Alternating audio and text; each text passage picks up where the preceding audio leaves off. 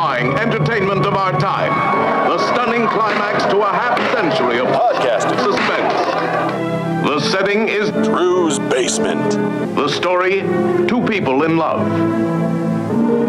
A murder and a trial, climaxed by the 10 most breath-stopping minutes you've ever lived. You asked interrogator question around my face. It's gone. What are you doing? That is not paid for by them. That is paid for by the people of Detroit. You might be qualified, ML. I'm not qualified for this job. Let me tell you something. You want to go right now? Okay? You want to go right now? Hey kids, it's your old pal ML Eric, and the two people in love, if I may dare say so, are this podcast and our audience.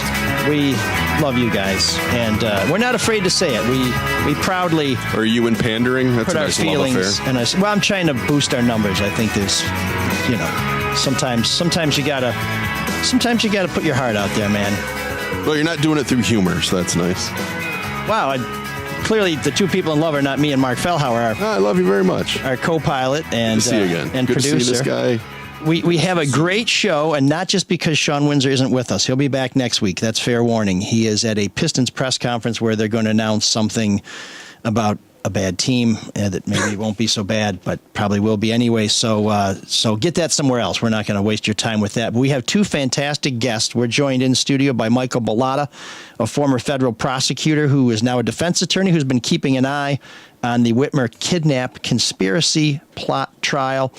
And we're joined on Zoom by Darren Beattie, the founder and editor of Revolver News. Darren can only be with us till 12:30, so we're gonna give a shout out to our sponsor and let Darren talk a little bit about what he thinks was really going on with this supposed plot to kidnap Michigan's governor, which made national headlines not just when it happened, but when the verdict came down last week. If you missed it, two of the defendants were found not guilty. Two of the defendants were found not innocent, but not guilty, and they may be facing a retrial. So we're going to touch on that in just a minute. But first, we want to thank the people who make it possible for us to be here, and that starts first and foremost with our premier sponsor, Mr. David Hall and Hall Financial. Yeah, call Hall Financial, 866-CALL-HALL. Sign up for a free 5-minute mortgage review, and you can have a chance to win Drew's tickets, by the way, to a certain event that I legally cannot say what it is, but it's Drew's tickets. It'll be well worth it. And while you're there, you get that mortgage review, see how you can get money out of your house. You can unlock tens of thousands of dollars. So 866-CALL-HALL, register to win now for those. And I believe they're still doing covering the cost of your appraisal too. So yeah, that's a significant terrible benefit. read I did there. Thousands of 5-star reviews, including 2 from me. So call Hall Financial. You can link to their website from our website, which is mlsoulofdetroit.com. And just for those who may be a little squeamish, this sporting event is not a cockfight. It is what some people believe to be America's pastime, and it's not the NFL. So get in that drawing. Do you go with Maz to that, or do you get all the tickets? You do. Maz will be there, unfortunately. So every most importantly, every cloud money. has a lead lining. In this case, it's Maz away, and get that money out means of your house. You got to get to the buffet first, because I think he's a tough guy to follow. Yeah. There's not much left on the tray after Maz hits it. We are also brought to you by Luke Nowacki and Pinnacle Wealth Services. Yeah, 248-663-4748. He's going to provide rational financial advice right now. The market's all over the place. Stocks, bonds, which way do you want to be? What does the yield curve mean? I mean, everyone's going to be talking about that. Your 401k, how's it going to be allocated? Get advice, get a strategy. Luke's the guy to do that. Luke Nowacki at Pinnacle Wealth, 248-663-4748. Because Luke will make it all about you, sweetheart. Securities and investment advisory services offered through Royal Alliance Associates Inc. Member FINRA SIPC. Royal Alliance Associates Inc. is separately owned, and other entities and/or marketing names, products, or services referenced here are independent of Royal Alliance Associates Inc. That's Luke Nowacki, Pinnacle Wealth Strategies. You can find a link to his website from our website. But if you call these guys, make sure you let them know that you found out about them from our show.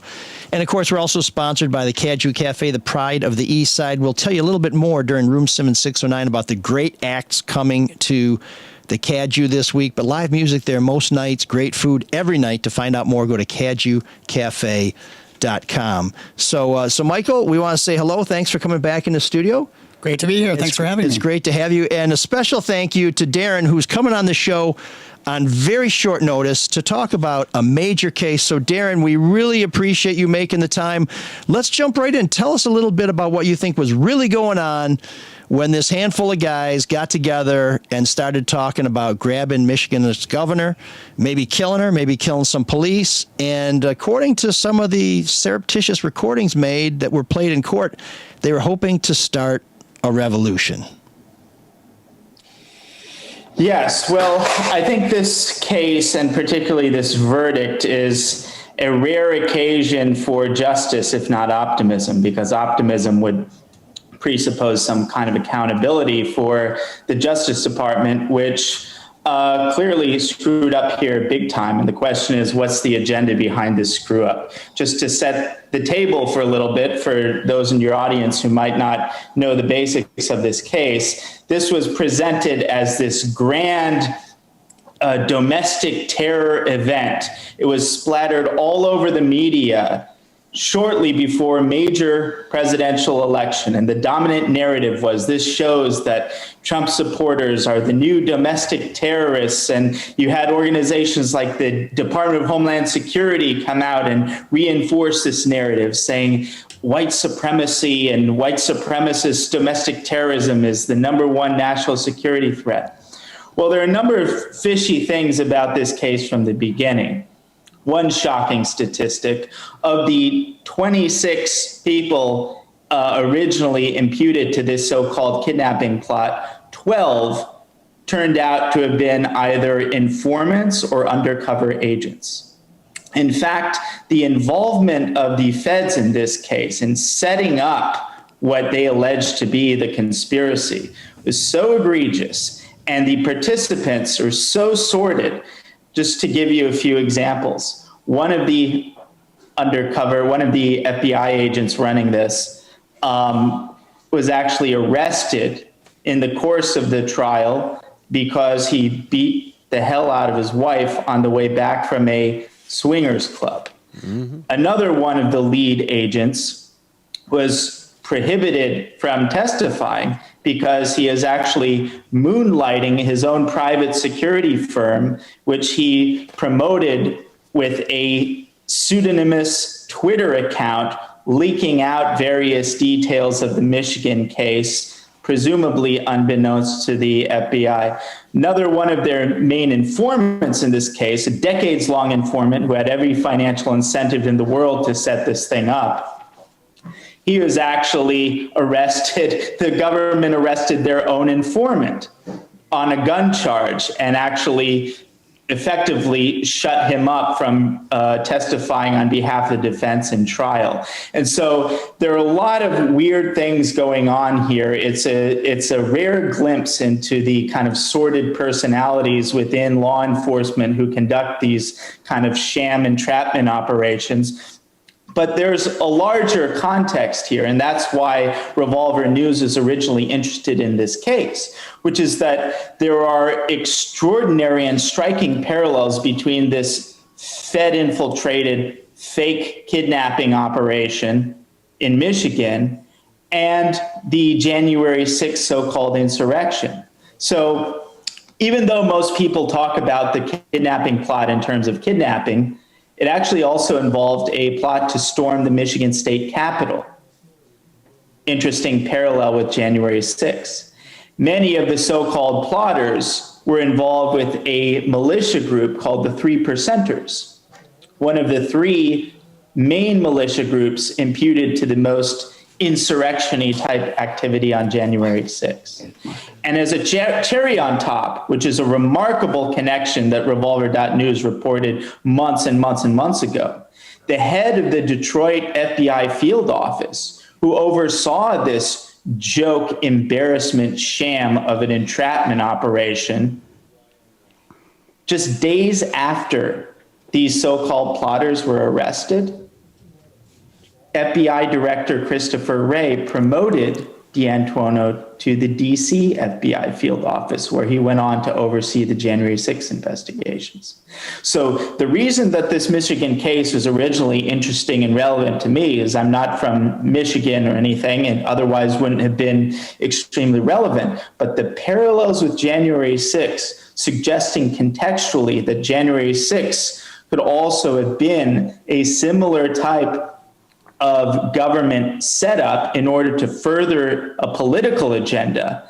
That's, I think, the most relevant thing about this case that extends far beyond the state borders of lovely Michigan. And Darren, you raise a lot of points that we've raised on this show before, specifically some of the problems with the government's men. I'll call them that, even though the government ended up saying that one of the people who was working for them was also working with the conspirators, and he was playing both sides, and Sean Connery, where I am, but it was pretty wild. The amazing thing about this, though, is the jurors heard none of that and still reached a verdict of not guilty against not guilty for two of the defendants, one of whom admitted to having a short-barreled rifle, which on the face of it should have been a conviction right there, because he said, I've been charged with this and I did it. I mean, he didn't say it that explicitly, but there was no dispute on that case. So clearly the jurors didn't like something that they heard coming from this.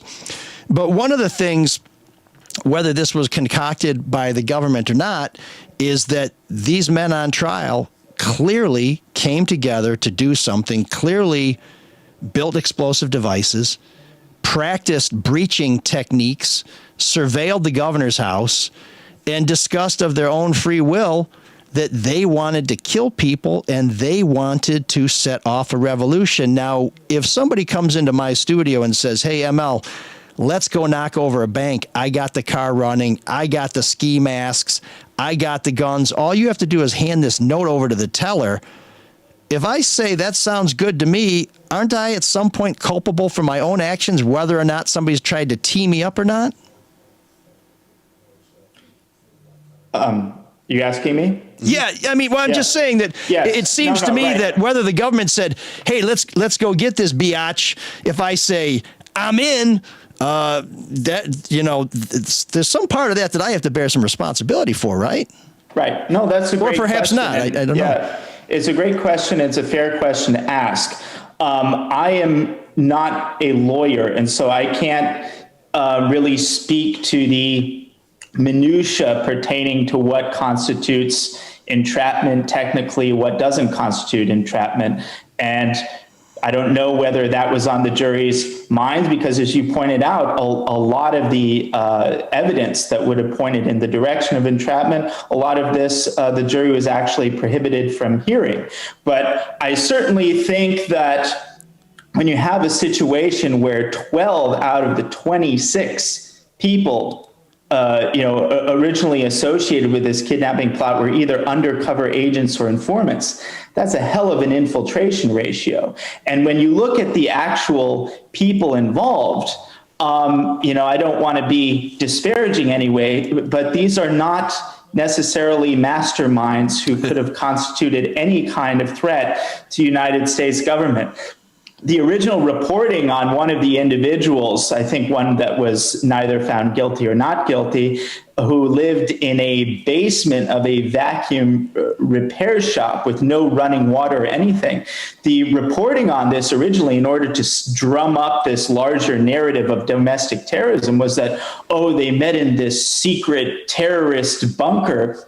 This wasn't a secret terrorist bunker. The guy was so destitute and impecunious that he lived in the basement of a vacuum repair shop without a running toilet, and that's where they talked about these things. And so you really do have to, aside from the technical legal point of what constitutes entrapment, I think we have to interrogate this issue on the broader contextual level, because this wasn't just some little local story. This was something that had 12 out of 26 people who were feds involved in this story. The national narrative was used to support a specific political narrative at a very politically relevant time in our country, just a month before a major presidential election. Darren, I don't mean to interrupt you, but I feel like I have to jump in because you said you're not a lawyer. I happen to be a lawyer, and I spent 23 years at the Department of Justice. And one point of yours I agree with, one point I adamantly disagree with. And the part I don't agree with is the connecting of dots and the timing of the the Whitmer case coinciding with the presidential election. I know for a fact because I've done cases and I've seen how cases go through, even high profile cases, and there is not any kind of organized strategy to affect elections that happens in the Department of Justice. In fact, I did public corruption cases for most of my time in the United States Attorney's Office here in Detroit, and we specifically tried not to interfere with elections, and we were faced with the timing issue over and over again. So I don't believe that happened, and I don't believe that the assistant United States attorneys that tried the case and that investigated the case were part of some broader plan to affect the elections. The case was brought when it was brought because it was the time to bring the case. That is not to say that political folks didn't use the case for political reasons. But let me just tell you about the part that I do agree with you on, and that is that these guys who were basically yahoos that loved blowing stuff up and they loved getting guns and they thought it was cool and they wanted to case the governor's vacation house. I'm sure they got so many jollies out of that. Not only that, they were experiencing a catharsis of all of their angst and anger towards the government at a time where Michigan was shutting down for the pandemic, and they directed that anger towards Governor Whitmer. And I think there are more fundamental reasons why the case ended up the way it has, and I think we'll get to that in a little bit. So one of the things that I find troubling with these cases is, and I think Michael will give us some perspective a little later on the internal decision making, is when do you pull the plug? And I think, Darren, if I understand where you're coming from, you would say the issue wasn't did the feds jump too soon. Your issue is the feds actually got the ball rolling in the first place. And that this was part. Are you saying? But here's the part that I want to try and see if I understand correctly.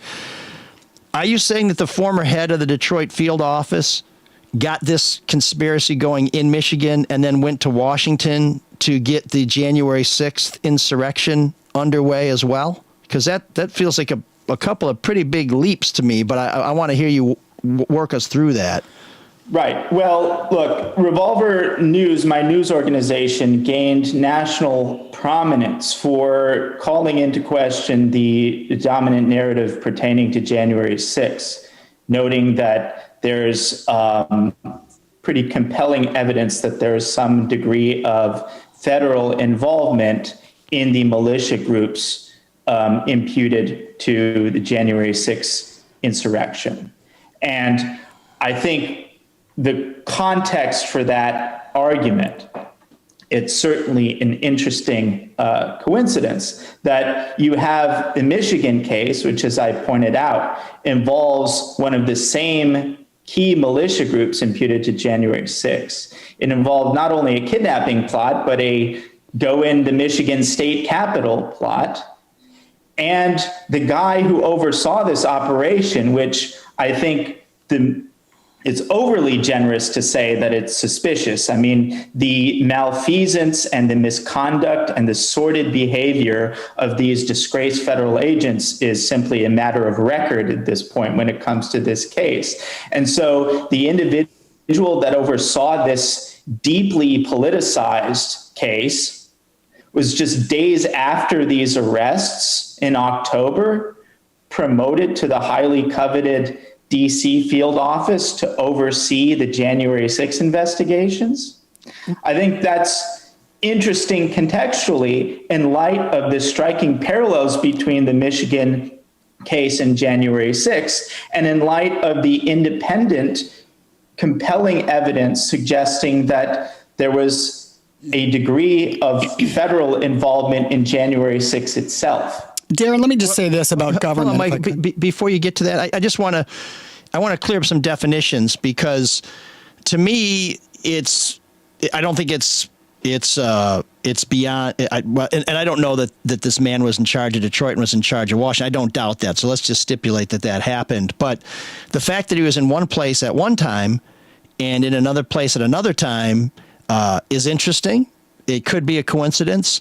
But I haven't heard any proof that he was involved in some plotting. I mean, to say that it's suspicious, you don't quite have me at suspicious because you got a guy who was in Detroit 1 month and in Washington later, and something happened over a long period of time in Michigan, and then something happened in Washington. I mean, what factual basis do you have to accuse this person of basically being probably one of the best deep cover ops ever? And it's been my experience, frankly, with the federal government, that if they're trying to plan a conspiracy, it usually falls apart pretty fast because they don't usually, no offense, Michael, have their shit together as much as Hollywood would have us believe. Yeah, I mean, if you could let me just quickly answer that, sure. I don't think it was a mastermind. As you can see, the whole the whole sordid affair in Michigan fell together, and it looked exactly how you'd expect it to look if people, these federal types with the IQs that you'd expect for federal agents, were conducting a kind of politicized conspiracy. It fell apart spectacularly, despite all of the resources they had in the Department of Justice, despite nearly unanimous cover throughout the organs of the regime media, and despite multiple largely successful efforts to prevent the jury from even hearing half of the details of how the feds screwed up at best. And so I'm not really ascribing any kind of special intelligence to this individual named Stephen D'Antuono. I think he's probably just a reliable dumb henchman of the sort that they depend on to conduct these kinds of operations. I don't think it's dispositive in its own right that merely days after the arrests in this failed Michigan entrapment operation, he shuttled over to D.C. to oversee the investigation in another major so-called insurrection event with striking multiple parallels to what happened in Michigan. I'm not hinging everything on the fact that this individual who oversaw Michigan went to January 6th. I'm just suggesting that contextually, it's certainly an interesting coincidence to consider in light of the constellation of additional compelling evidence suggesting malfeasance, not only in January 6th, but clearly in the Michigan case. So I think we're agreed on the coincidence word. I think you put a lot more behind it, but I would just suggest that this guy had all the time in the world to put together a conspiracy in Michigan, picked a bunch of goofballs, and that's not my word. That's, well, I guess it is my word, but their own defense attorneys defended them by saying, these are a bunch of misfits who just like to get high and shoot guns. How could they pull this off? So he has all the time in the world to pull together a conspiracy in Michigan. Utterly fails, if we're to take your point. But then, then he jets over to Washington, and in a couple months, he pulls off one of the most historic shit shows in the history of this country. Boy, he got his sea legs pretty fast once he got in the Beltway, didn't he? No, I think you're misunderstanding my point. I'm not suggesting that he somehow masterminded anything. I'm suggesting that he is a yes man, reliable bureaucrat who is able to rubber stamp these manifestly incompetent operations. If you look at Michigan, and reliable rubber stamped low IQ people like him really are fairly typical when it comes to federal agents of that sort. So I think you're interpreting as I'm not saying that he's of special importance or some kind of mastermind. It's more of a kind of footnote contextual detail to add cherry on top of the cake of all of the striking parallels between Michigan and January 6th. Maybe I can give you Except in Michigan, the conspiracy didn't happen, whereas in Washington, people did storm the Capitol. I mean, that one really, whoever was involved in it, they got the result they were aiming for, if I take your point. I think you can argue that in Michigan, they got the result they wanted too, because even though they didn't get convictions, and so in that more limited context, it was a failure. In the broader context, it was actually quite a success, because when you look at the dynamics of how these things play out, the whole point of it was to really reinforce and amplify this narrative that the number one national security threat to the country was these down and out marijuana smoking, yokels hanging out in the basement of the vacuum repair shop. That these guys or these white supremacist terrorists, so-called, are the number one national security threat, insofar as the agenda was to reinforce and popularize that narrative and use the failed Michigan entrapment case as a pretext to do so, I would say it was actually quite successful. So it depends on your metric of success. Okay. I think insofar as they were able to use these cases to further the agenda of weaponizing the national security apparatus politically against people with a certain political perspective, I'd say both Michigan and January 6th, unfortunately, were a resounding success and will remain so until there's some accountability at the highest levels of the Justice Department. So Darren, I know you have just a minute. Mike's champing at the bit. I'm going to let him jump in here before you go. Mike, what's... Just wanted to say that the way these cases come to the Department of Justice, they start off on the very lowest level. There's an informant, or there's some information that comes to the local FBI, in this case in Grand Rapids, and that there's an FBI agent assigned to the case, and then they work the case.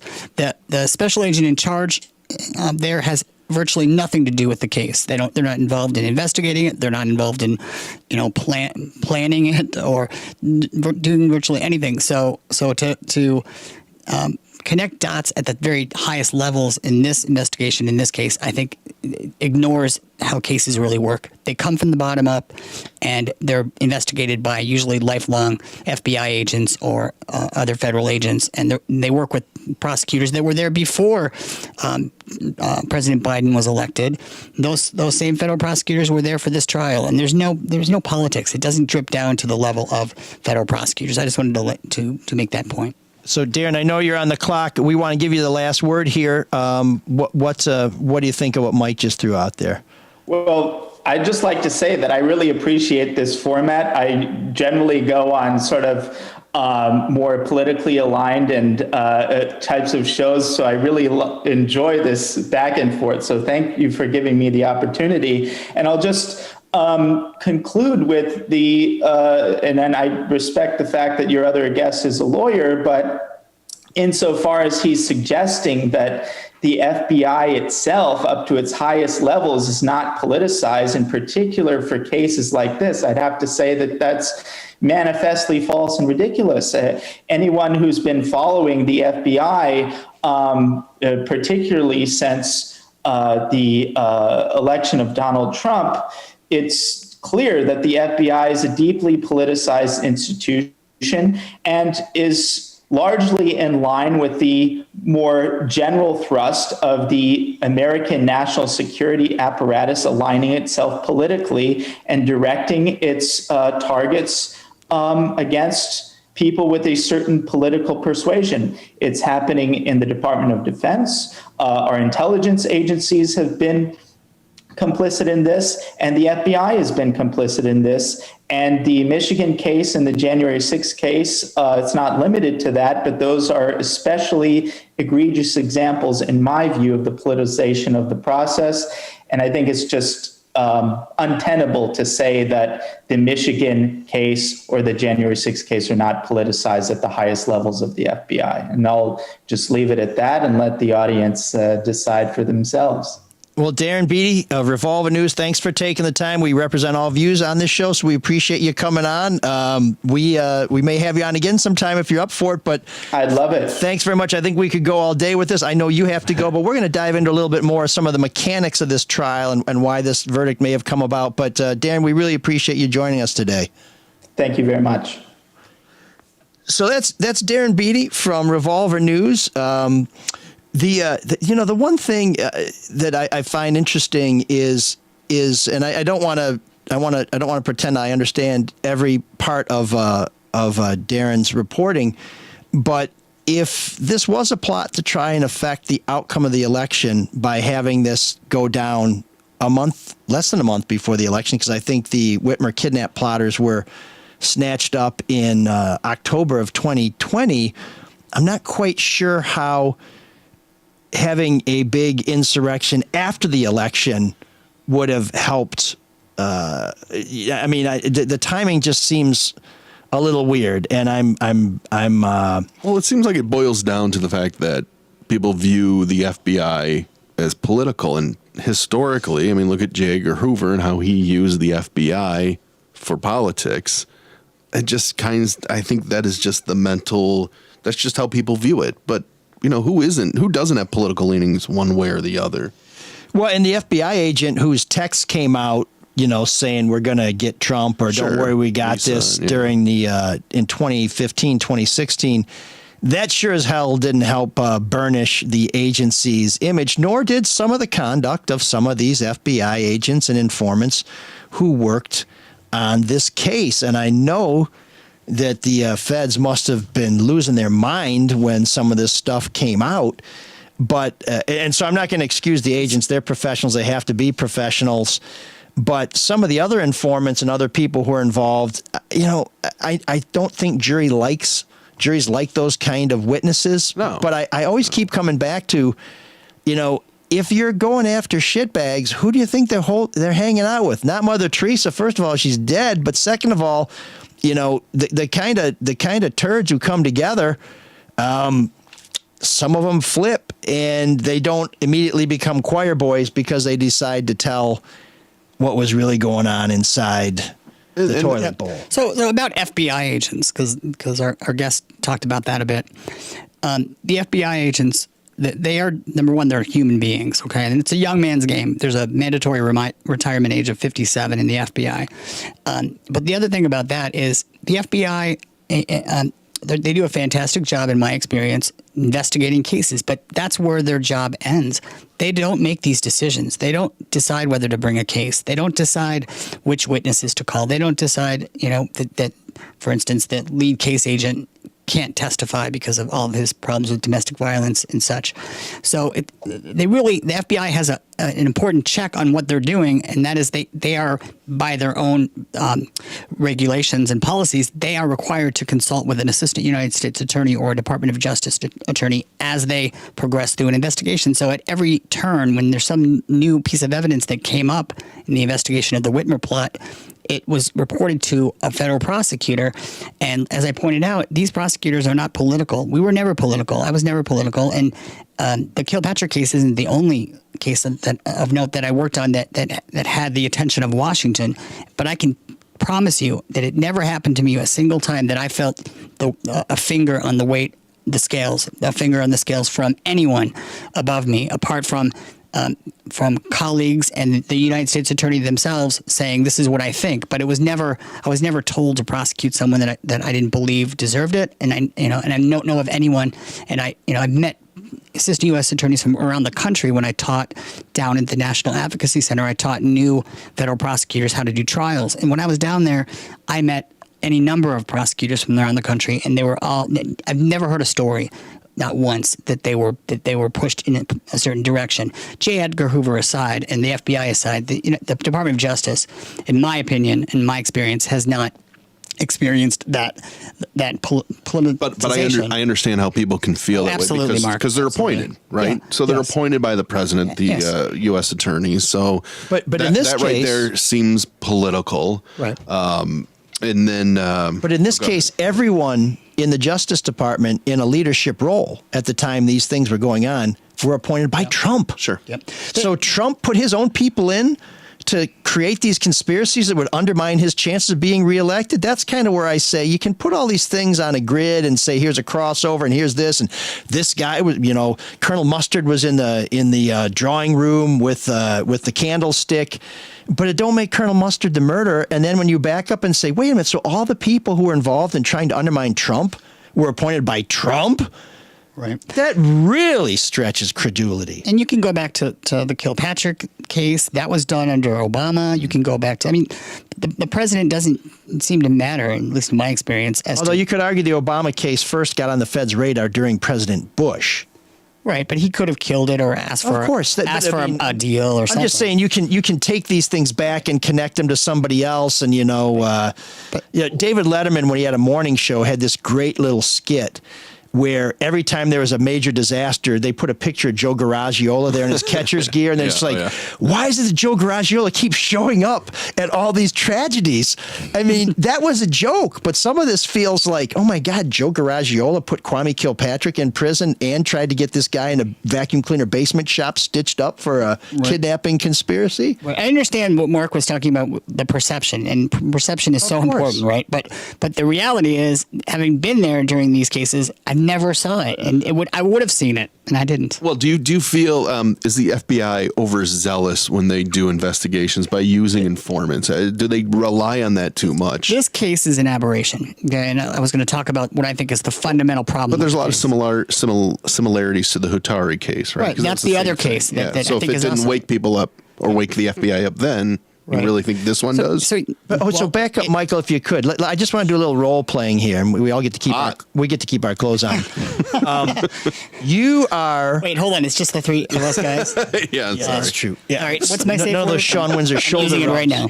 So you are the assistant U.S. attorney who's working with me.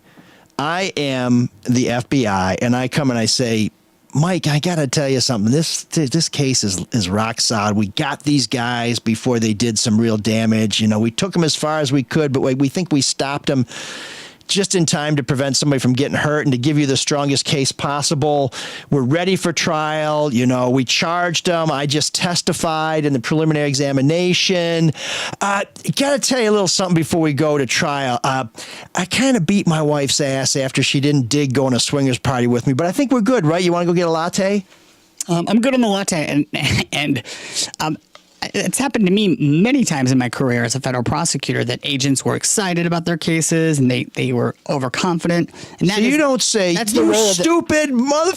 What are you doing? We're trying to get these guys in prison. You're beating your wife because she doesn't want to swing. Oh, as far as that goes, yeah, I've had agents that have problems. And the biggest problem that I saw with agents is if they ever said something to a judge and the judge found that they were not truthful, that basically ruined their career. So we had agents that we said, you can investigate the case because we didn't think they were untrustworthy, just that they got caught in a situation that made them basically worthless as a witness. So I've had to do that before where I said, this witness can't testify. You know, you can look through records or you can do other things, but you're not going to hit the stand. So what I would say in that case is basically, well, first of all, the domestic violence is horrible, but you know, that is not relevant to his testimony. So a judge would never allow that in. He was going to be the star government witness. Don't you think he was going to be the Bob Beckman of this case? And for people who don't recognize the name, Bob Beckman was the lead FBI agent in the Kwame Kilpatrick public corruption case who was on the witness stand throughout the 6-month trial because he was the expert and he was a stellar witness that jurors really liked, that prosecutors relied on, and who could speak to almost every aspect of the case. Sadly, just retired, by the way. Oh, just did he? retired. Fantastic career. Oh, well. Best agent I ever worked with. Crooked politicians in southeastern Michigan. Yep. Happy birthday. Exactly. Let's hope that's not the case. Okay, so your Beckman comes in and says, I slapped this woman around because she didn't want to swap, and you don't say, you dirty... What is your question? What would I do? Well, I mean, I'm just saying, what would your reaction be? Would you say, oh, this, I mean, you kind of sound like, be like, well, that's okay. We have problems with witnesses of some kind. We're going to try this case. There's no party who would say, you son of a bitch. No, I wouldn't do that. I would say that's a personal issue that he has. You knucklehead? No, I wouldn't do that. But don't you think it changed the prosecution's course of action where they said, we can't put this guy on the witness stand? No, I don't. Because everything in that case was on tape. I don't think that changing that case agent made a difference. And the jury didn't hear about it. Maybe they read about it. I don't think that's the problem with the case. I think a lot of people are overlooking the big problem with this case. And if you want, I can tell you what that is. Yes, please. I guess so. And that is the fundamental flaw of charging a conspiracy in this case. And the flaw is that if you look at the swingers, there's that problem. The Pew Foundation research shows that of everyone who gets indicted with a federal crime, we'll start with these stats. 90% of people charged with a federal crime plead guilty. So take that 90% out of it, then you're left with 10%. 8% the remaining defendants have the indictments dismissed for whatever reason. It could be that they need to do more investigation. Something happens with the case, it gets dismissed, and then only 2% of all people charged with a federal crime go to trial, and of those 2%, 83% are convicted. So, what is the problem with insurrection plots? We have 2 in Michigan. They both went south. What happened? And my answer to that is that prosecutors are used to charging conspiracies. Federal prosecutors, we do it all the time. I used to do it all the time, and it could be conspiracy to distribute narcotics, conspiracy to commit smash and grab bank robberies. We call those Hobbs Act robberies. Whatever the crime is, but in every single solitary one of those other cases that aren't the aberration that I'm talking about, that we're seeing with Hutari and with the Whitmer plot. Every one of those cases, there are substantive crimes charged along with the conspiracy. In other words, they actually committed the crimes. They actually sold drugs. They actually did robberies. So here, if you think about what the jury instructions are to the jury, they're saying to the jury, you can only convict these 4 men if you believe that they intended to accomplish the goal of the conspiracy. What does that mean? These guys had to really intend to kidnap the governor. And do we know, and you gave the example, ML, about someone coming up to you and saying, the car is running, let's go rob the bank. If they had waited, if the FBI had waited till that car was running in this case, they would have all been convicted. Everybody that was about to get into the car would have been convicted. The problem is they arrested the bank robbers, and to use your metaphor, while they're sitting around talking about the bank robbery, while they're, getting plans from the bank. And it's so different when you don't have the committed crime. Then the jury has to guess, were they really going to do it? Maybe a couple of the defendants were going to chicken out. Maybe a couple of the defendants didn't really intend to do it and they just enjoyed themselves. It's impossible to get in someone's mind. And that's why conspiracies, every single one that you see charged, there's always a completed crime. And if you think about murder for hire cases, for instance, murder for hire cases, what will happen is, let's say a woman is trying to kill her husband, so she reaches out to somebody, and that person turns out to be an FBI informant, tells the FBI. What does the FBI do? Well, they have the wife pay the informant the money to commit the murder. But it doesn't stop there. They actually get the intended victim. They photograph the intended victim with some help from Hollywood, and they make it look just like they were actually killed, and they send that picture they give that picture to the wife. Here's the dead body. Give me the rest of the money. That's when they take it down. And why do they do that? Because they have to show intent. They have to show intent, and that's what they couldn't show in this case. They took it down too soon. They just ended this too soon? They ended it too soon. They had that kind of feeds into Darren's point about it or being political because of before the election. Of it. Yeah. I just want to know, when did Charles Pugh start doing research for you? Oh my God! Well, he had to find a job. You waited that long for that bad of a joke? When he got to my analogy was a little drawn up. But so if you were the prosecutor in this, you would have said, no, let's wait. It's easy for me to say that in retrospect. Sure. So I would hope that I would say, okay, when were they going to do it? What's the plan? And if it's just, well, they're talking about it, they think it's a great idea, they love it, they went to go to they're shooting up things, they're blowing up things, which whatever, you can do that on your own private property. And I'm thinking, as a prosecutor, okay, right now we have them for blowing up things. If that's illegal, we have them for the short-barreled shotgun. We have them for whatever we have them for, but we don't have them for really intending to go kidnap the governor, because you got to prove it. You got to prove that they meant it. It does seem like they were very close, though, because the 2 that were fully acquitted were the 2 that did not go on the surveillance trip that the FBI informant, I believe, drove and actually filled the car, with his money. But the other 2 guys did go. So they felt that was strong enough to say they did have the will. It didn't help also that their plans were so ridiculous. Like one of the defendants, I think, said that they were going to pilot the governor out into the middle of Lake Michigan and leave her there, I guess hoping that another vessel wouldn't come by. And so that's akin to... It's a big lake. That's like the Joker in the TV Batman. The Joker would tie up Batman and Robin and with the sharks, and there'd be a giant egg timer or something next to him, and the dynamic duo had a few minutes to escape. Otherwise, they would be a trap door. They'd splash into a tank of hungry sharks. So the Batmarine, the Batmobile submarine that they would summon with the So that's similar to this game. If they really wanted to hurt the governor, why didn't they just plan to go and shoot her? It just doesn't make sense. So this brings me to a point that I've wondered about throughout the whole trial. And my understanding is these goofballs, and I'm summarizing what the defense said about their own clients over many, many days of testimony. They're charged with kidnapping, weapons of mass destruction, unregistered destructive devices. That was some of them. In the case of Daniel Harris, possessing a short-barreled rifle. And the fact that he wasn't convicted on that makes me think the jury just said, this case sucks. Get this guy out of here. You've locked him up for a year and a half. No, we're not even going to give you the one that everybody agrees he did. But I've wondered when I listened to some of the testimony and when I read some of the coverage, if I was the governor, I would have felt very, very, very uncomfortable with these people roaming the earth, talking about shit like this, buying weapons, trying to blow stuff up, practicing breaching my house. I would not have slept very well at night knowing that people who do this kind of stuff can walk around fearing no consequences whatsoever. That said, if I was on the jury, knowing that finding them guilty of kidnapping and putting them in prison for the rest of their life, boy, oh boy. Yeah. Was there a lesser charge that could have been brought against them where a juror might have said, I don't know if they did enough to forfeit the rest of their life, but assholes who go around saying stupid shit like this, you can cool your heels for 10 years, bro.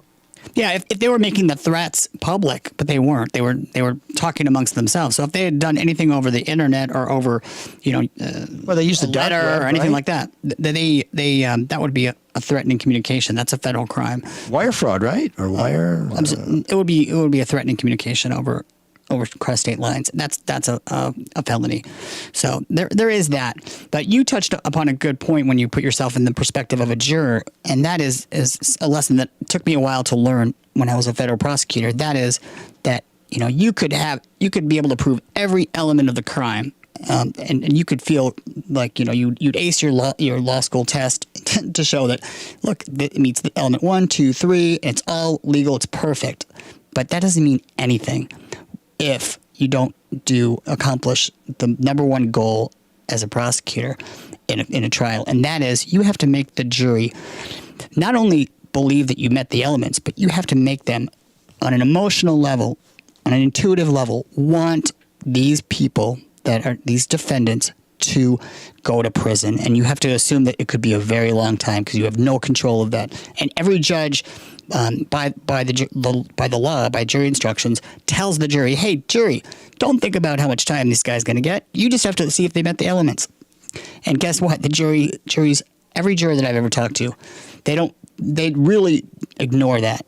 And they really say to themselves, do I want to send them to prison? I learned that lesson the hard way when me and another prosecutor indicted 17 Detroit cops back in 2004.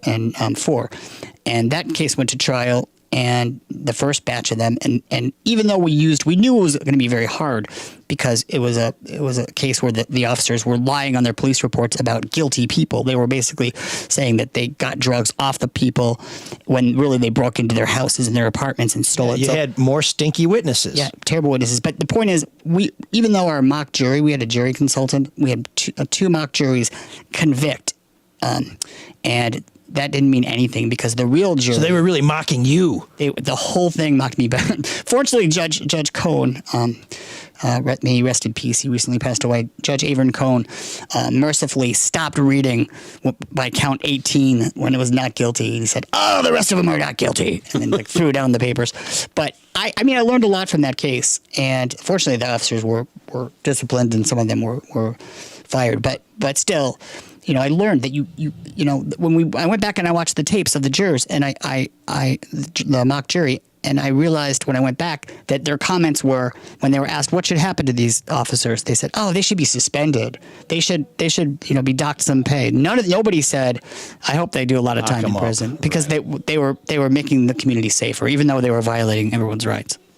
Well, in that case, you had unsympathetic victims. That would be the drug dealers who got ripped off. In this case, and I know there's a lot of people who don't like Governor Whitmer, but I don't know what she's done to justify people walking around saying, I'm going to kill her, I'm going to kill a bunch of cops, I'm going to blow up this stuff, I'm going to set off the revolution, I'm going to do, this is the Boogaloo call to action. I mean... But when was the date of that? When was that going to happen? If you get there a day late and I'm the governor, I don't really care whether you guess right or wrong because I'm dead. Well, you got They were surveilling them. Yeah, you got 10 informants in there, however many informants. You know what they're doing. So why don't you wait for them to actually plan to do something? Well, so that's the other thing that I'm really curious to get your take on, and that Darren brought up. And this is one thing where I think Darren and I may actually be on kind of the same wavelength.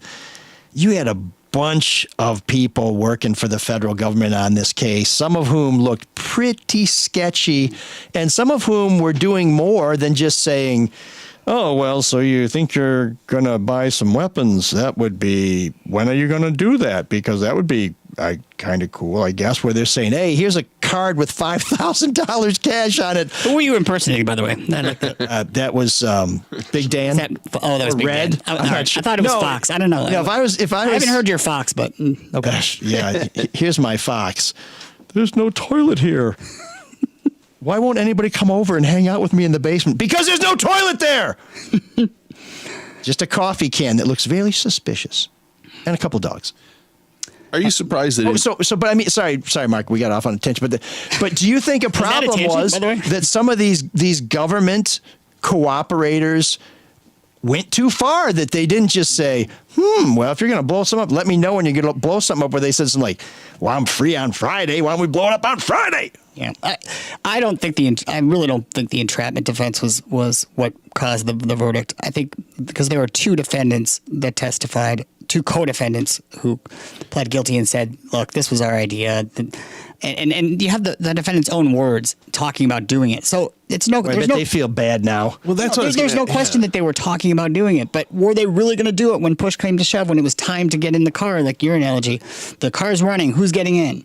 And the jury couldn't figure that out. But when you have two defendants that pled guilty, are you surprised they didn't hold more weight for the jury? Well, one thing I'll say is I feel bad for the defense attorneys. Sure. That counseled those two to plead guilty. Oh, yeah. Well, that's what I mean. It doesn't look like such a great move now. So I was reading a headline this weekend where it said, Alaska man who threatens senators gets 32 months in prison. I thought, wait a minute, this guy just made verbal threats. How the hell did he get 32 months in prison? He pleaded guilty. Maybe we need a new statute. He pleaded guilty, and it kind of goes to that point of, in these cases, unless you can convince somebody to plead guilty, they may walk. And I wonder. No. You're missing the fact that in that charge, it's just making the threat. You don't have to prove that you intended to follow through. You don't have to prove that you don't have to prove what they had to prove in Whitmer. So did they overcharge him? Yes, excellent question. Did they overcharge him? Yeah. No, they charged him too soon. Okay. If they were really going to do this, they were going to make plans to do it. So now with the Alaska case, just so for people who are following closely, I think those threats were made publicly, right? Correct. But in the Whitmer case, you're saying these guys never went on Facebook and said, we're going to get the gov who's with me. Right, and they never made a threat on the governor's life using the internet. Like they didn't send her something that said, or in the mail. Yeah, we're watching you. Yeah, people are prosecuted all the time. I've represented people since I've been a defense attorney who charged with sending threatening communications through the mail. That's a real thing. Yeah, she never would have known about this, right? Because it wasn't public, right? Until they were charged. Do you think it was a mistake, or would it have been? It almost feels from where I'm sitting, which is just reading news stories, that maybe the prosecution thought, oh, this is too easy. We have two defendants that already pled. Yeah. And it was underanalyzed by the prosecutors. They didn't think it through as far. But in their defense, they must have had an extraordinary amount of pressure for the reasons that ML was just talking about. You got the governor of the state that they had to tell about it, and they don't want anything to happen. They don't want it. Maybe their informant oversleeps, and then now, once again, that's why. Ted People and Darren would say that's why it looks political, that there's a political pressure there. Now, you did point out to Darren, which I thought this is a good point, that a lot of politicians use this to their advantage and made it political. So I can see where people. Yeah, but I'm not going to connect the dots to some grand conspiracy because I don't give them that much credit. Well, it doesn't make sense, Mark. Off. There's no way that the tail is wagging the dog. There's no way that that's happening because everything comes up, like I said, from the bottom up. It's not a plan, and folks that think that, I think, they have a lot of time to look at all the different things that happened and go back and reconstruct how they could be connected. And I think that's the reverse engineering is where these things fall apart. Sure. This is where there's a bunch of people in the room and they're just in the room. And then a couple of years later, you go like, oh, wait a minute. Joe Garagiola was there. So we haven't mentioned Richard Trask by name. That's the guy who, I don't know, is it alleged or did he? He pled guilty. He did plead guilty. So he did assault his wife after a swingers party. But he was the... Oh, hey, the swingers party was never proven. Okay. He assaulted his wife. Was it? I know you look quizzical. I mean, they were only there for a minute. I didn't even know their names. We all had different name tags on. You concluded that was the cause of the fight. Mine was Richard Hardoni. Jesus Christ. Impossible. But what I was wondering, I got the joke. Oh, okay, sorry. Don't get me wrong. I just didn't find it funny. He was the face of this until that came up. For taste. Are you? Wait, what do you mean the face of it? Like, well, he was out there the one time. He was Beckman. Oh man, He was Dirty That's Beckman. But what I want to know is, Waddy Beckman. would you have had agents are fungible.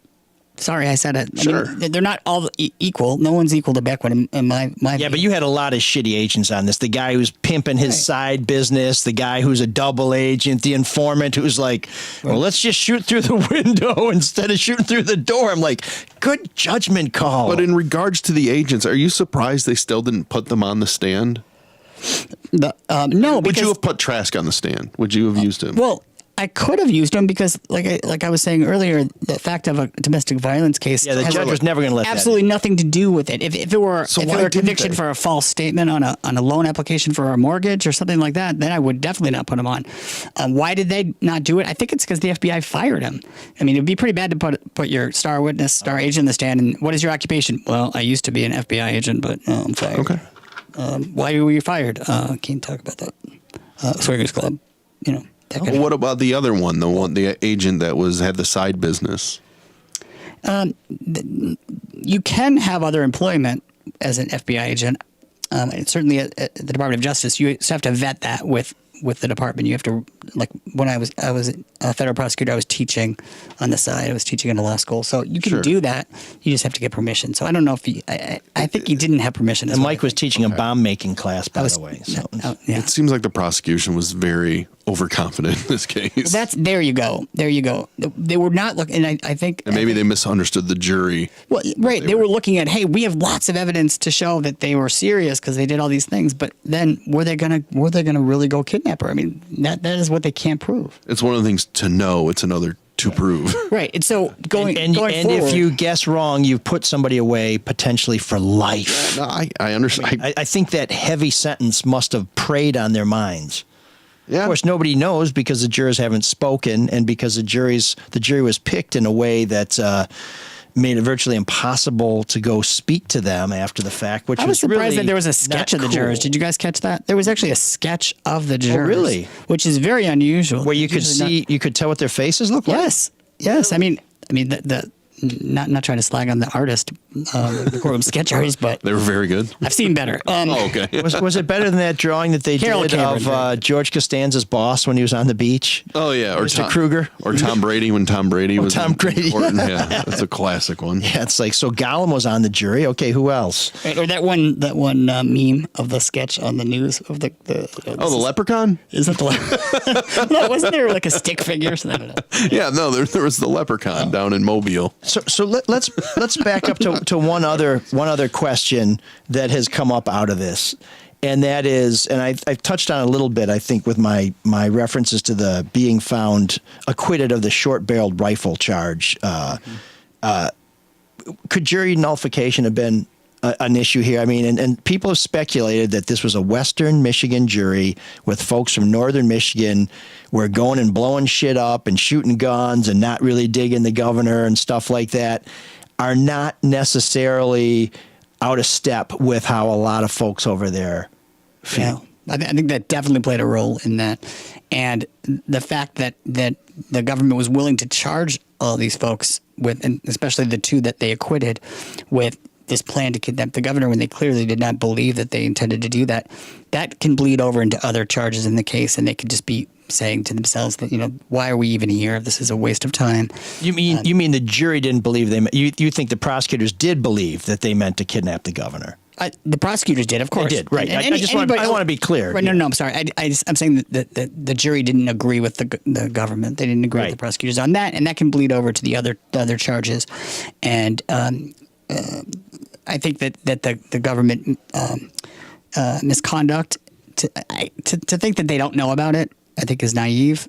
The judge can instruct them all day long to not look at the internet. They knew about it. The jurors know about it. These days, you can't keep jurors from finding out stuff that's in the news. So I assume they always know. yeah, so you have to assume they know. Yeah. So the top prosecutor, the U.S. Attorney for the Western District of Michigan, a Trump appointee, has said that he wants to prosecute these two guys who, Barry Croft and Adam Fox, who were not found guilty but were not acquitted. He wants to try them again. Any predictions on whether that happens, first of all, and second of all, whether they bring different charges? Oh, that's a good question. I think. What would you want to do? I would reevaluate the case, hopefully, and look at the fact that we didn't have enough to convince. Well, first of all, 2 of them got acquitted. I would look at the evidence against the 2 that got acquitted compared to the ones that didn't. That there was a hung jury, to see if they're really that different. You know? Well, the one thing is the 2 who got acquitted were not at some of these. They didn't make the trip. Some of the surveillance stuff. Yeah, they didn't That's go on the road thing. trip. They didn't go on the surveillance trip. So that would be the difference. I probably would try to work out a plea deal. Honestly, I don't think I'd want to try it again. No one likes trying a case again. Yeah, That's the 'cause worst they- thing. Even yeah. on either side. It's like knowing the game plan. Yeah, you have to go through everything again, and it was grueling. I would not want to do that. I'd want to work out a plea deal. So what do you offer them? Spitting on the sidewalk? Time served? I mean, they've done 18 months. So whatever you think about whether these guys were guilty or innocent, they've all done 18 months in prison already, which would be a drag to get. I mean, it's great to get acquitted, but to say, shit, I knew I wasn't guilty and I did 18 months in federal prison or county lockup, that sucks. Yeah, I would definitely try to dispose of the case. But if you're the defense attorney, are you really going to advise your clients to take a felony conviction? I mean, I don't think they're going to get a deal. I think they might have to try it again, but I don't think that they're going to have any better luck the second time, because cases don't usually get better. Witnesses have already testified. There's more inconsistent statements. There's not going to be any new evidence that helps the government, most likely. The people that got acquitted are not going to come in and now be your witnesses. So there's really, I think it's just going to get worse for the government from here. And do the 2 guys who already cut plea deals, can they say the second time around, I'm not going to testify this time. I've changed my mind. They have to honor their cooperation agreement. I don't believe they've been sentenced yet. Right. So they're still in the for a hook. little Yeah. mercy. Yeah. Okay. So they've already pled guilty. They can't likely withdraw their guilty pleas. If I were their attorney, I probably would try to do that, because there's a provision to allow guilty pleas to be withdrawn for a fair and just reason. I'm not sure that this verdict qualifies as that fair and just reason, but I certainly would try to do that, because we saw what happened with the jury, and there's a fundamental problem with the case, and there really is, and that is just the proof on intent. It's just not, I don't think it's strong enough to be beyond a reasonable doubt. And to get 12 people, and it's hard enough to get 2 people to agree on what movie to go see. You're going to get 12 people to agree on a life sentence, potentially. It's very hard.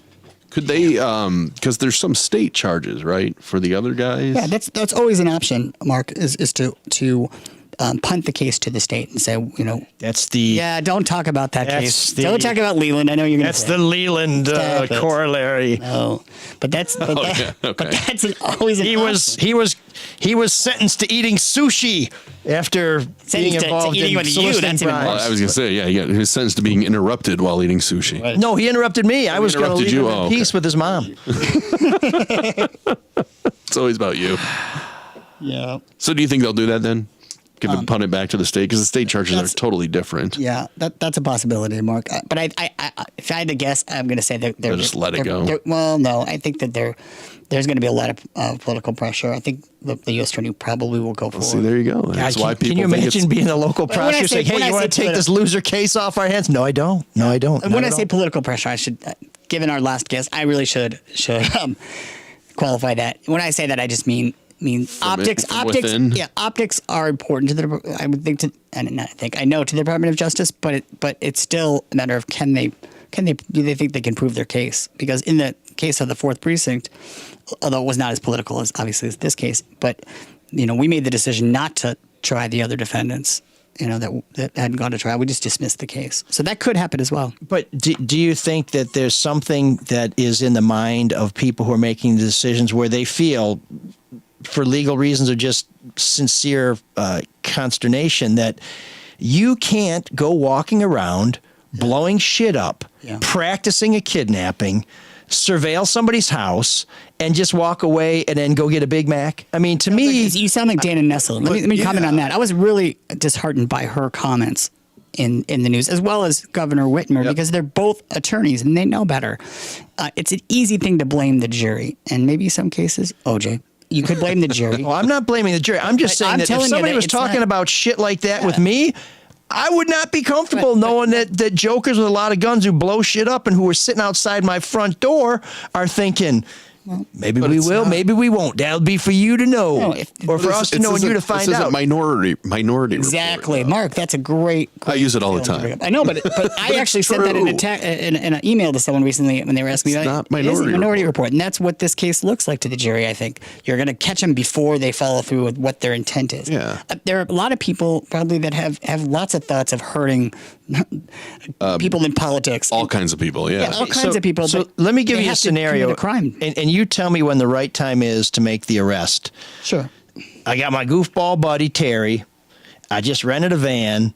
I bought a shitload of manure, and I'm going to park it outside the courthouse in 3, 2, 1. When do you get involved in that? That's a great question, or a great example, because if they had arrested Timothy McVeigh when he was loading up the Ryder truck on his way to the Murrah Federal Building, that would be different. But if he didn't blow up like a county courthouse before he decided to blow up a federal courthouse, at some point you either have to say, "Oh shit, I guess he was serious. My bad. Sorry, all these little kids' arms and legs falling down like rain." I mean, here's the other thing. Like when you think of terrorism cases, it's much easier to convict the terrorists that plotted to blow up the World Trade Center originally. Yeah, because they just didn't do a good job. No. Because here's the difference. I mean, they did. They tried. No, but here's the difference. There's no question of intent. The difference is that I'm gonna let you finish. Cannot finish. That was one of the best guests of all time. That reminds me of Ross Perot. Can I finish? Can I finish? There.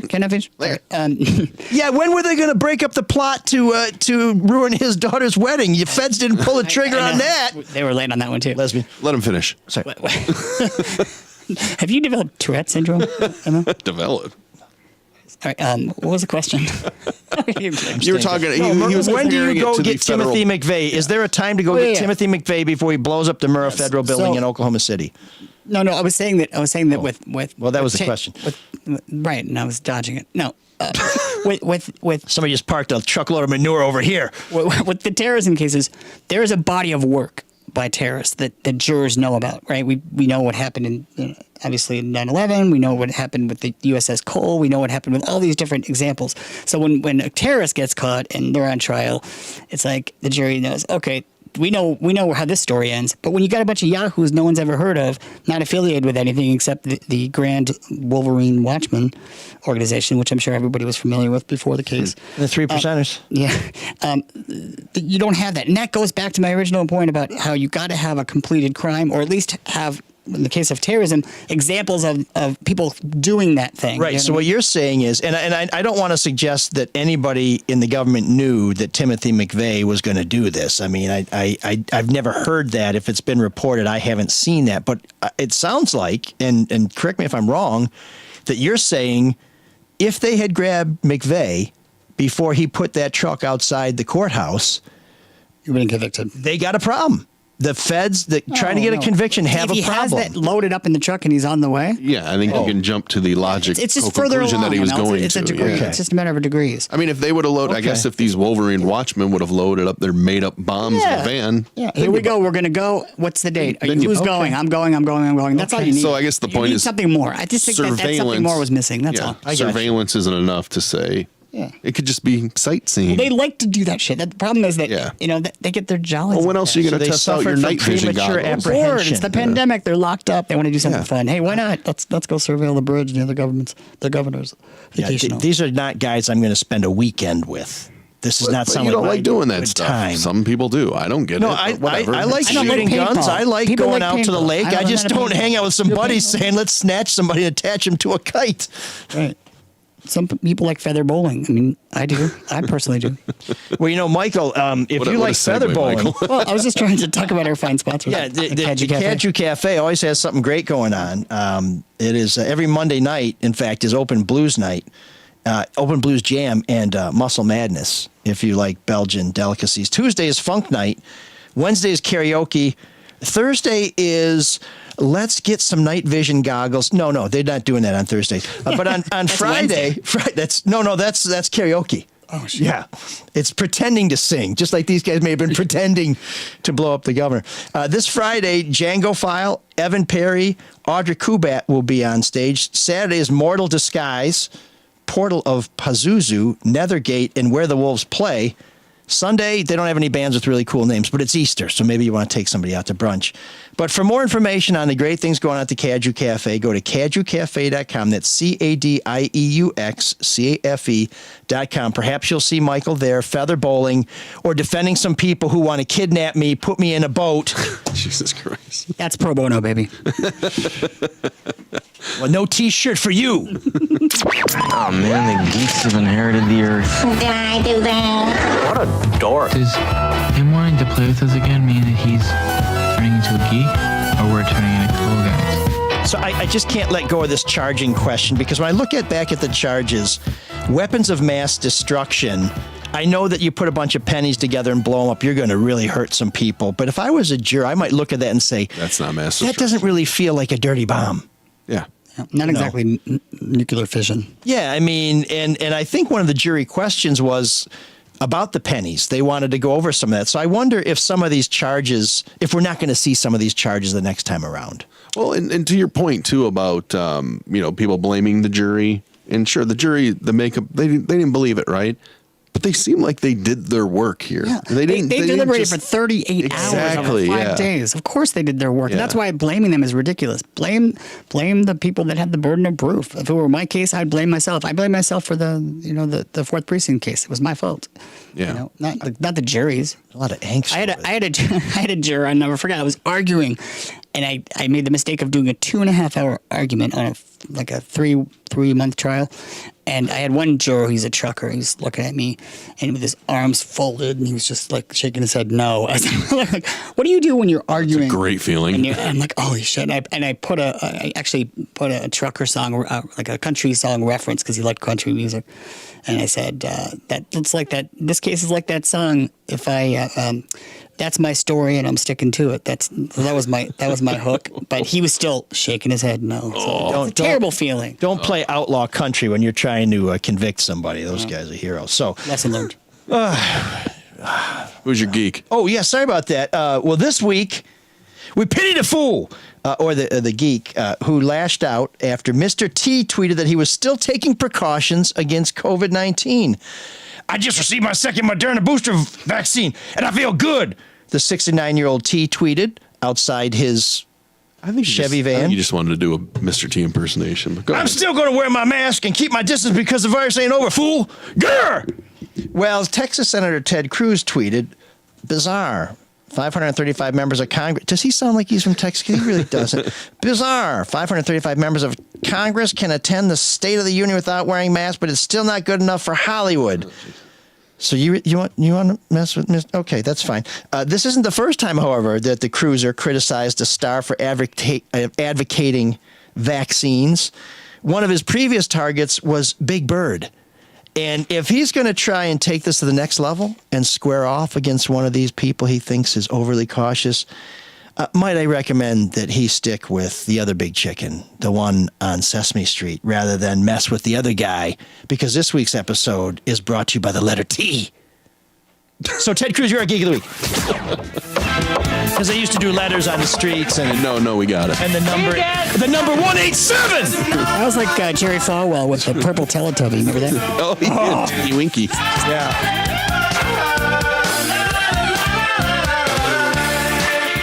You can dance together all night. You've got the time.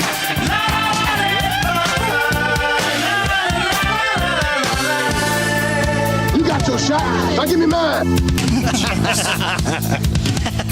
I feel sorry for you. Want to be the real man? That's what he should have said. He should have said to Mrs. Cruz, and then he should have said, "I'd rather be with Melania because she's better looking."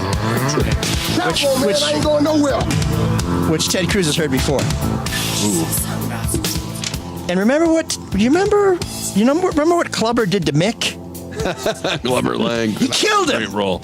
Yes. Come on, Ted. I don't think you want any part of that. That's a shot you won't recover from. It ain't a microchip in that one, baby. Now give me mine. Sound nothing like him. What? Yeah. Stop that jibber jabber, Mac Faha.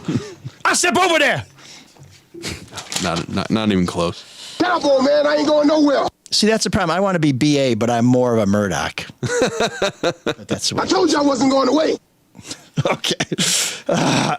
So last week we played Bad Lieutenant, a side project that Bernard Sumner of New Order rolled out. Great albums if you haven't checked it out. So this week we're going with Peter Hook, my favorite member of New Order, and his side project, Revenge, and their fantastic Pineapple Head. Which is also how they described some of the defendants in the Whitmer case. What was it? Pineapple face. Pineapple face. Well, it's a face is on a head. I was just going for the whole. Just get it right, man. Maybe I overcharged. I should have just gone for the face. I went for the whole damn head.